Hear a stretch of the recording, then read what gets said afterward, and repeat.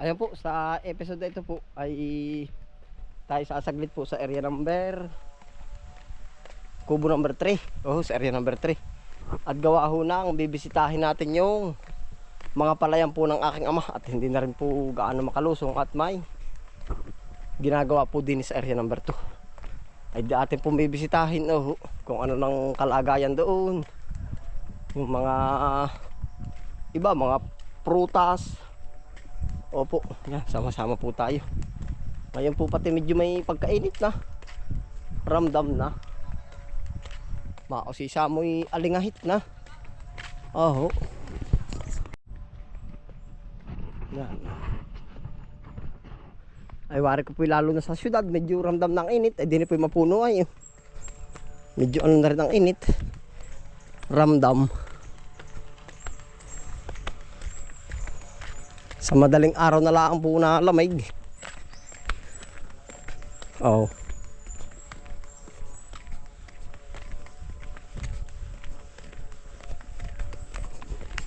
Ay nakatsinilas sa kata. Numisa ako'y asiwa po magtsinilas at gawa ng yan ng putik. Ngayon ay nakakapagtsinilas na.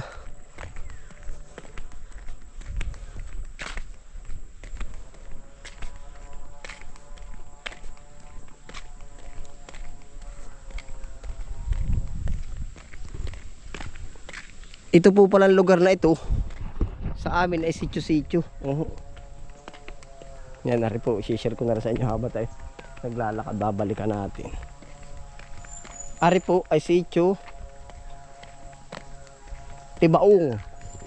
Yan, ito po ay sityo-sityo. Sityo Tibaong. Yan, ito. Pag sinabi po dito sa amin lugar Tibaong, yan, diretso. Yan po yung maikli lang hanggang dulo sa puno ng niyog. Simentado yan, sityo Tibaong. Doon po sa bungad, kila Kainsan, sityo Patag. Marami pong sityo. Ilang sityo nga ba itong puok? Ay pag ano po, i-vlog ko po. Kumbaga ito yung sentrong daan, tapos may mga sityo po yung barangay. Opo, sityo Tibaong. Aring amin, sityo Ibaba. Lagkit. Yan po ang number 1 ano niyan, yung amin lugar. Yung kubo po namin, Lagkit. Sityo. Sa puok po, itong sityo Tibaong, maraming bahay dito eh. Itong sityo Ibaba sa amin, ay ilan lang ang bahay dito, kakaunti. Ito po tatawid ng kabilang barangay. Ito tatawid din ng kabilang barangay. Ay lahat po naman pala may tawid din ng kabilang barangay. Yung sityo Tibaong papuntang Ibas, aring diretso pinaka main road papuntang Barangay Tamlong, ari po papuntang Barangay Banilad. Yan, ito simula po ng sityo Ibaba. Ang bahay po dito ari sigurong kay Kainsan na kubo, kasama na sa sityo Ibaba. Tapos aring kay Mantune, sityo Ibaba. Tatatlo po palang bahay dito, wala na ibang bahay dito. Tatatlo pala ang sityo Ibaba. Yung amin pong eryang kubo doon, yun lang, wala na pong bahay dito eh. Tatatlo ang bahay. Baka may 1 kilometro ang pagitan, 3 ang bahay. Yan, ari lang ang bahay dito ay ari isa.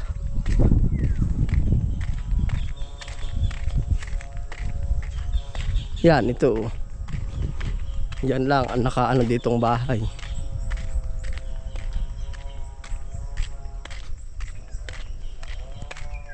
Kita nyo po bang may bahay yan? Pwede po naman tayo lumapit kung gusto nyo. Yan, dito lang. Yan. Pinakasilungan din po. Yan, tapos yung katapat niyan itong kay Kainsan, sityo Ibaba. Yun, kubo.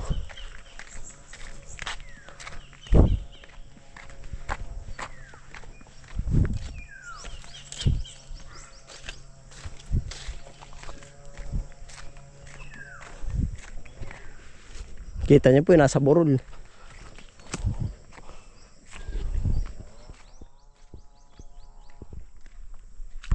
Yo. Pagkatapos po amin na. Yang baybay na dito.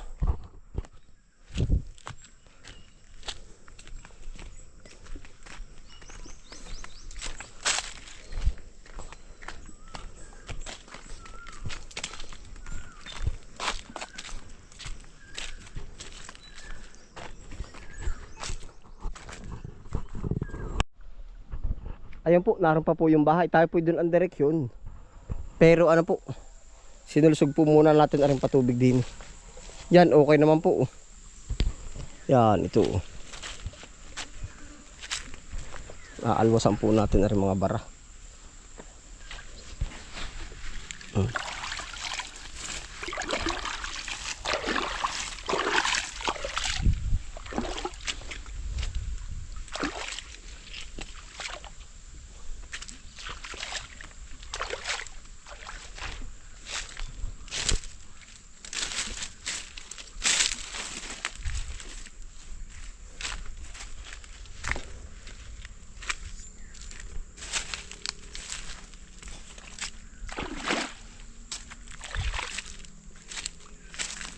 Ito po nung una masuso, kahit ito maliit na ganitong pasakatan.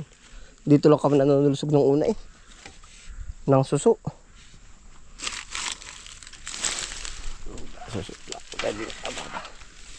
Masuso ito nung una.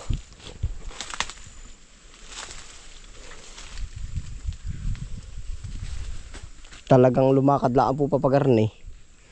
Nung una, ang daming suso, lalo na rin tapat na rin. Ito ay kaya malalalim na ganyan, daan ng kabayo. Kaya ito po daan na ng una ng kabayo. Ngayon po pati sa pagkakaano ko po, ang mga henerasyon po sa amin ng kabayo. Kukunti na.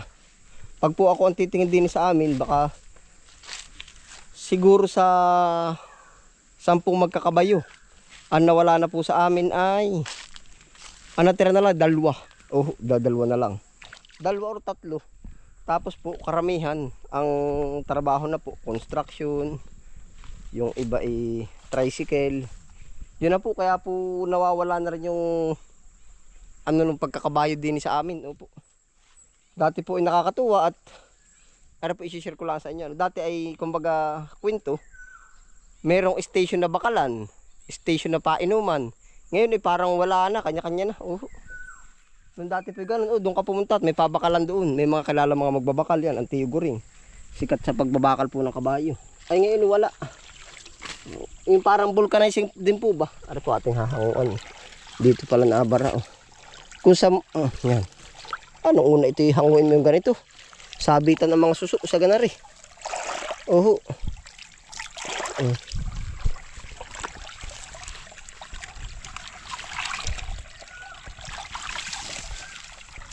Ari pag-ita ng kahoy kaya ari garni.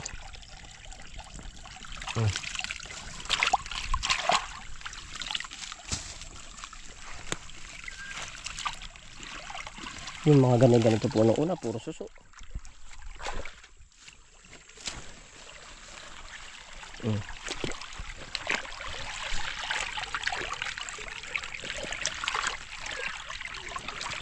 Tapos pag ahon nyo nadala ka ng lain, kakabagat ka niyog ay yari na. Hindi na pala nabara. Yan, ayos na. Nagasas na.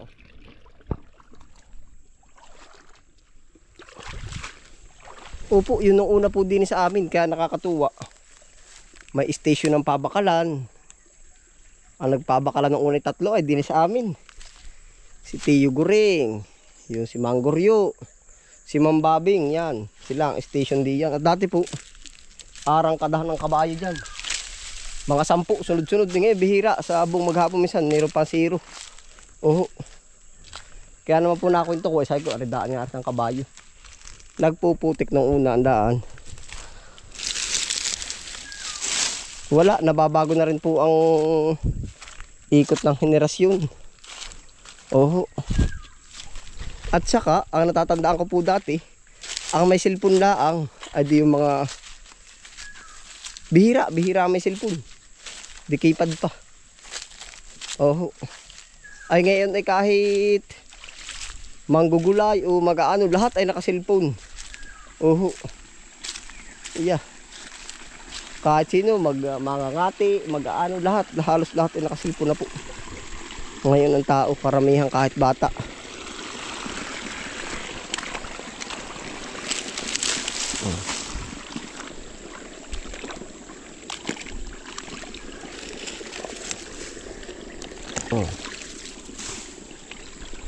Sususugin po natin ari.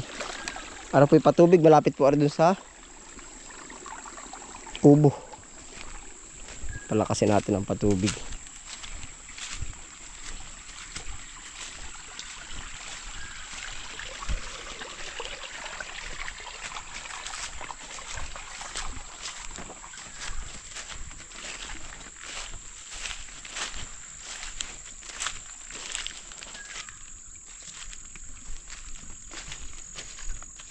Ayos na po yan.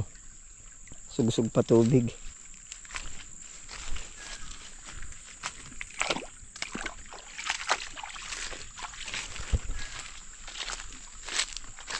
Yan, arin na po yung palayan ng aking ama. Tayo lapoy din ni Dumarechit, gawa nga na rin patubig. Oh, balik tayo dun sa bahay.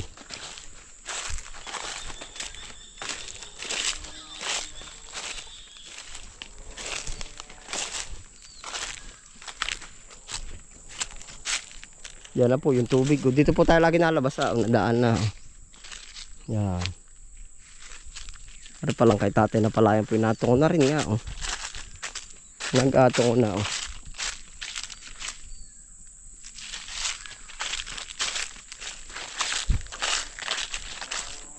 Bibisitahin po natin yan.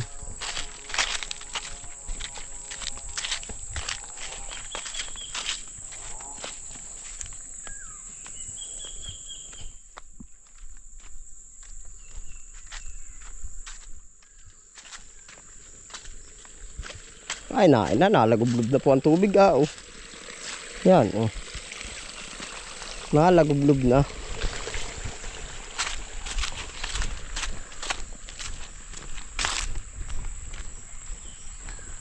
Ay mayroon pa pala dito, ano pa pala yung kubo isa. Pero parang banilad na yung kabila eh. Tatlo nga lang po pala dito sa sitio. Yung kay Kapitan Biyong naman dun, hindi na rin. Tatlo, sitio ibaba ang bahay.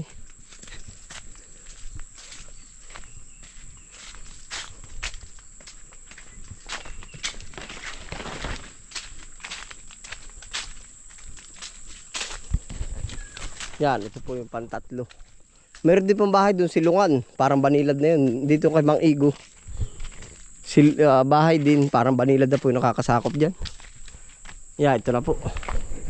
Nandito na tayo, tamang-tama po at tuloy. Nakabisita na po tayo ng patubig.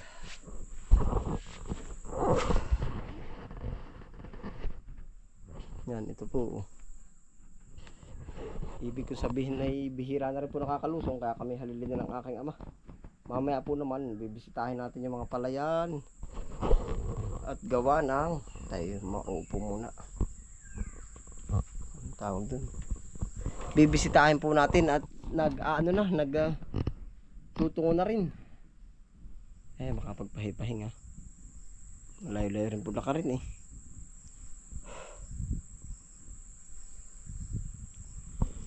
Ay, sarap. Ay, Diyos ko po. Panginoon, salamat po at ibig ko sabihin ay tayo nakarating dito ng ligtas. Ayun, ito po, nandito na po tayo. Salamat po sa inyong pagsama. Ano po, yan, ingat po ang lahat. Happy lang po. Bye.